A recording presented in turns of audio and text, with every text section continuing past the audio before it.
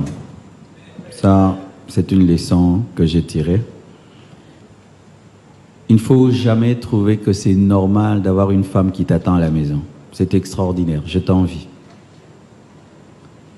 Aussi, il ne faut pas perdre le temps se chamailler avec sa femme. C'est une perte d'énergie, de temps, comme pas possible. Je vois certains hommes, vous êtes là, vous ne comprenez pas la valeur d'avoir une épouse.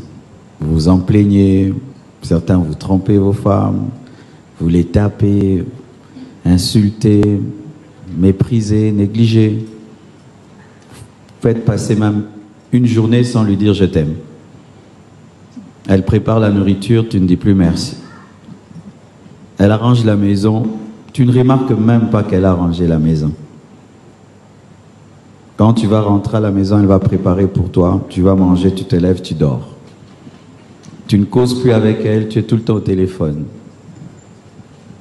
Si je peux vous dire, valorisez vos épouses. Donnez-leur du temps, exprimez-leur que vous les aimez.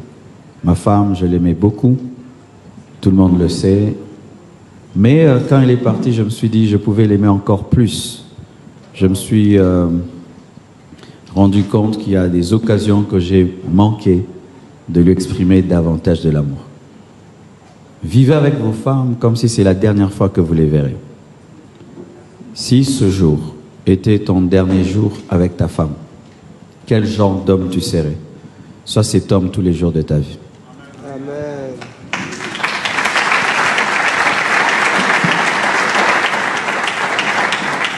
Aussi, pour finir, comme il faut parler de 4 choses, il faut s'attacher à Dieu plus qu'à tout.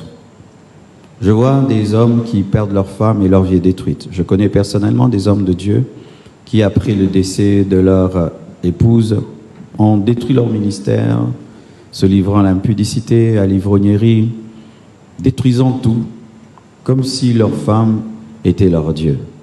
C'est une grave erreur. Jésus-Christ doit être le centre de nos vies, pas nos épouses. Nous devons aimer nos épouses, être des bons époux et tout, mais il faudrait vraiment qu'au centre de ta vie, que soit Christ, que soit Jésus-Christ de Nazareth. Si ta vie tourne autour de ton épouse, si le Seigneur la prend, alors ton ministère, tes affaires, ton couple, ta famille, tes enfants seront détruits. Si j'étais un mauvais père, le départ de ma femme allait détruire les enfants.